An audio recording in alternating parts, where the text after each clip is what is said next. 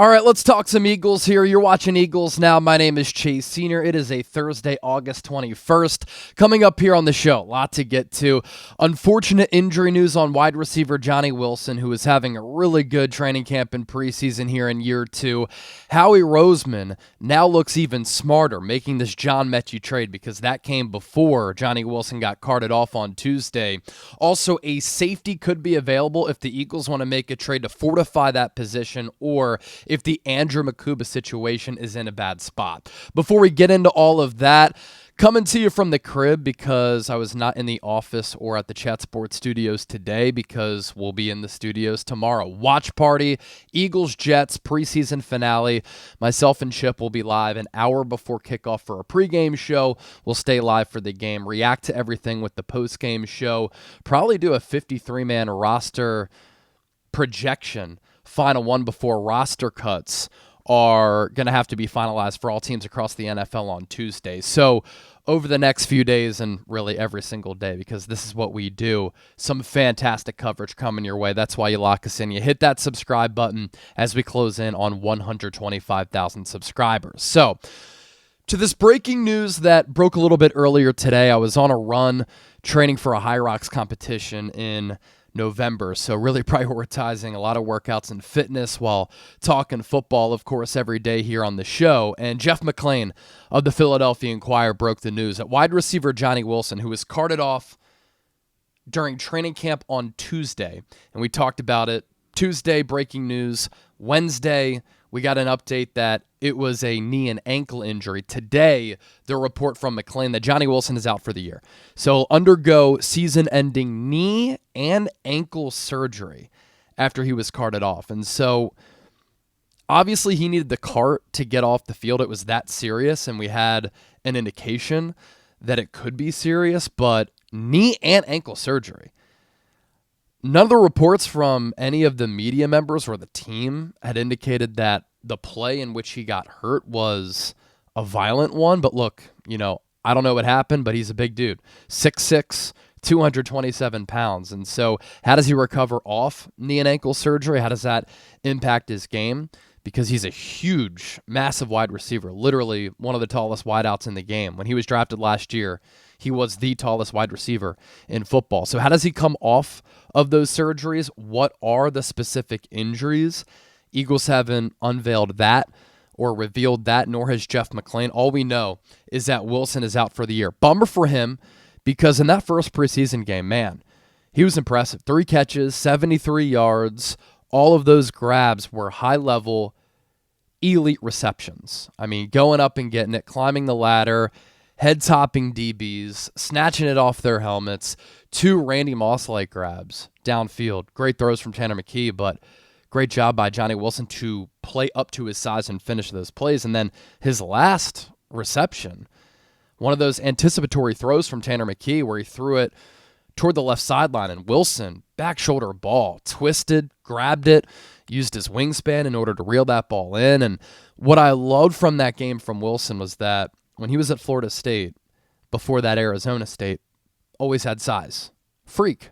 Ran very well for that size. 6'6", 227. Legit one of the most physically imposing wide receivers in the game just from a height, weight standpoint. The issue is that he never played that big, or at least he struggled to maintain that and do that consistently. He also ran sloppy routes at Florida State. He had some drops. But him and Ainias Smith, 2 draft picks from 2024, Smith in the 5th round, Wilson in the 6th round, clearly made improvements from last year to this year. That's a credit to them, of course. That's a credit to the player development that we're seeing with this Eagles organization. And this is why I call out casuals for ripping Nick Sirianni and saying he's not an elite coach, asking what he does. Look, when you are the head coach of a ball club, it is so important for you to bring in a great coaching staff full of great football minds, teachers of the game, and coaches to help at other positions for position coaches or that side of the ball coaches for coordinators in that standpoint. But part of the head coach's job is to compile a great staff like Nick Sirianni has done. And one of the pillars, one of the signs of a great organization is player development. How do these young players come along? And Nick Sirianni and his staff have done a hell of a job of developing players. That's why the Eagles are one of the best, most talented, deepest teams in the NFL. Howie Roseman's job is to pick these players, to scout them, to acquire them. He's not coaching them up. How many teams across the NFL do you see struggling with developing players? That's why millions of dollars are devoted to player development departments, right? And coaches. And so give Sirianni credit for that, because we saw it this summer with Wilson and Ainias Smith, who prior to that first preseason game had quiet training camps. Then Wilson popped. Ainias Smith has flashed a little bit. Now he's running simple routes, but 2 touchdowns in as many games, 28-yard punt return. Or no, it was like a 45-yard punt return in that first preseason game again. Clear jumps in development and strides for both of those players. And so for Wilson now, after making those positive steps, it's unfortunate for him that he's now out for the year. Hopefully he recovers all right, because I'm intrigued by the player at that size. And I know a lot of people will say, switch him to tight end. Maybe at some point, but like it's a testament to how freaky he is that he is playing wide receiver at that size. But with this injury, it does sure up and answer a question that we've had and been talking about here on the show, especially with the acquisition of John Metchie, which wide receivers make the team. I think now we know. Wilson out for the year, so he doesn't count toward the 90-man or the 53. And so when the Eagles have to trim down their rosters to 53 by 4 p.m. on Tuesday, I think these are the receivers who make the team. Obviously, A.J. Brown, DeVonta Smith, Jahan Dotson, John Metchie, Ainias Smith, Darius Cooper. Those are the 6 wideouts who make it. And I imagine the Eagles are going to monitor their waiver wire to see if other good receivers get cut by other teams, to see if they want to bring anybody else in. I think that'd be more of a practice squad type of move. But where you miss Wilson, unique size, and I know some people will say he wasn't going to do anything this year. Shoot. Injuries can happen just like it happened to him. You never know when you need to count on him. And being able to use a guy like that in the red zone on third down, 50-50 balls, take advantage of having players like that. And so you lose him and those strengths, but he's also a really good run blocker. When Jalen Hurts scored that brotherly shove touchdown in the Super Bowl, you know who was on the field? It's kind of like an inline tight end, Johnny Wilson. So you miss him in those personnel packages, and with the gifts that he has, you still feel confident about this Eagles receiver room because it's a damn good one. A.J. Smitty, arguably the best wide receiver duo in the NFL. Another question I do have with Wilson being out, who's wide receiver 3, who's wide receiver 4?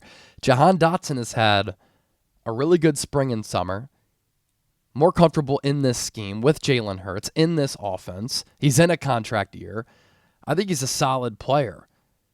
First round pick worthy like he was a few years ago? Maybe not, but shoot, a damn good number 3. And it's not discrediting what he's done if he's going to be wide receiver 3. It is just a credit to how good Darius Cooper has been, the UDFA out of Tarleton State. 5'10", 210. He's been running with the ones, making plays with the starters. With AJ and Smitty missing practice time this week, he's getting special teams reps that are important. Obviously, played very well in that preseason opener. If not this year, we're looking at Darius Cooper, the kid out of St. Louis, FCS football, undrafted free agent who could be this wide receiver 3 in 2026 when Dotson goes somewhere else so that he can get more targets and Cooper elevates. But not only is Cooper a great sign for this Eagles offense, just having another legitimate weapon out there, and with that physicality, he can run block a little bit too, which the Eagles like. This is why it was so important for Howie Roseman to trade for John Metchie. Injuries can happen anywhere. What Howie does such a great job of is stacking his rosters with quality depth. Did the Eagles need to trade for Jahan Dotson last year? Probably not. Did they need to trade for Jacorian Bennett? You can let Keely Adoree, Eli Ricks, and Mac McWilliams duke it out. Did you need the trade for John Metchie? No. You were good at receiver. Prior to bringing him in, it's like, man, Eagles are hella deep in the receiver room. But Howie is always, always, always trying to get great value. He is trying to improve his football team. He is trying to bulk up the roster with star-level players and good depth pieces because he knows that football is a war of attrition and injuries can happen at any time. And it is always uncertain what can transpire. So Howie looks like a genius again for making this John Metchie trade, who in his first practice with the Eagles was already getting first-team reps, and they're trying him out at punt return with no prior experience with the Texans or at Alabama because they believe that they can get the best out of the player, and he certainly has ability. Filthy route runner. That's why he was the 44th overall pick in 2022. And now, at the very least, the Eagles can use him as the pre-snap motion guy, which Ainias Smith did a lot last year. You can utilize his route running out of the slot where he's going to be matched up against slower nickels, linebackers, or safeties. And so you lose Wilson, you gain Metchie, Darius Cooper climbing up the depth chart. You feel good about Jahan Dotson, and Ainias Smith has improved. Good situation with this receiver room. Stinks about Johnny Wilson, but what it does make easier, the Eagles' decision for who exactly was going to make the 53, because they were probably only keeping 6. Now they know they're 6. If Wilson was healthy, would have had to have cut who? Rather cut Ainias Smith than Darius Cooper, because I think Cooper's upside is better. All right. Last topic here. Jordan Schultz with the tweet, I think it was last night, that the Patriots have been open to trading safety Kyle Duggar, whose role has been reduced this summer. We had a sign and an indication that his roster standing wasn't great with new head coach Mike Vrabel in there because he was playing deep into the second preseason game. And what's nutty is that he agreed to a 4-year deal worth $58 million and a max of $66 million with $32.5 million in guaranteed money last offseason. And Vrabel's like, you're not my kind of safety. You're on the roster bubble. You're on the hot seat. We want to trade you.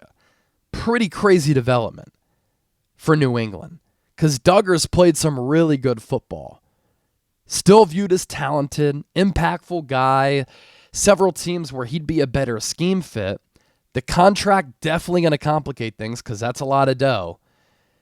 And New England, from their standpoint, not going to get a lot of value back because of that contract. Also, going to have to eat some cash.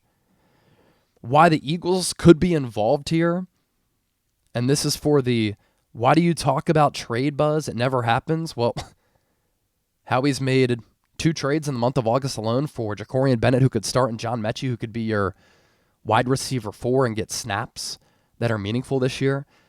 It's because the Eagles have uncertainty at safety. You know, you have Reed Blankenship. Andrew Mukuba was making strides, 75-yard pick 6, fumble recovery, the ball hawking instincts on display like they were at Texas and at Clemson. Came up only with a hamstring issue. You have Sidney Brown as a backup. After that, a battle between Andre Sam, Tristan McCullum to make this team. And so for Philly and the Birds, if Mukuba's out for a long time, do you have confidence in those other guys that they can step in alongside Reed Blankenship with the defense with a lot of new faces, names, roles, and moving parts? Or if you don't have confidence, do you go after a player like Kyle Duggar? New England, for me, would have to eat a lot of that cash. Would Vic Fangio like him as a scheme fit? Not sure. Haven't talked to him. But as a guy who can kind of muddy things up, who was a former second-round pick out of Lenore-Rhine, how about that? Duggar getting paid after going to Lenore-Rhine, and then Tyson Bagent, the backup quarterback for the Bears, who just got a bag, playing at Shepherd. They play in the PSAC now, going up against teams like Westchester and Bloomsburg. I'm from Westchester, so good for those guys and their football lives, going from those schools to getting bags at the NFL level. But yeah, Duggar, really good player at that level. Second round pick, 37th overall. That was a Bill Belichick selection. Clearly he was good because the Patriots paid him. Different regime under Gerard Mayo then. Mike Vrabel now. 424 total tackles, 3.5 sacks, 3 forced fumbles, 2 fumble recoveries, 24 PBUs, 9 picks, 3 defensive touchdowns in his career. Big-time playmaker who makes plays on the rock. I love me some ball hawks. So again, don't think the Eagles will go this route. That's without me knowing what's going on with Andrew Mukuba. Hopefully not serious because I really like him as a player, but lack of durability, concerns at Clemson, Texas, now to training camp injuries, a little bit worrisome. And if you don't have confidence in those other guys, which I like Sidney Brown, I think there's a role for him. In the box, Howie Roseman said box safeties don't exist anymore, but you can play him deep. You can play him in the box. You can play him in the slot. Little hybrid linebacker. I like the versatility. I like the physicality that he brings this ball club. I like the downhill, run through your face, run over you type of mentality. But while I like that, I like ball hawks a little bit more. And so don't think the Eagles make this move. I think Duggar, with the contract, complicates things. But if the Patriots eat most of that and you give up a late rounder, that becomes something interesting. All right, going to hit the gym here. Got my run in a little bit earlier. I told you I'm training for High Rocks right now, so it requires some two-a-days. And off day for me today, but got to talk some content. Talk some Eagles at this point of the year because there's too much going on and too much juice. Plus, blessed to do what I do, love doing what I do, and I love that all of you are a part of it. So had to hop in front of the camera on the microphone here to talk some Eagles. Go Birds. I'll catch you all tomorrow. Watch party, Friday night football, Eagles, Jets. Join myself and Chip live an hour before the game, during the game, post-game show. It never stops.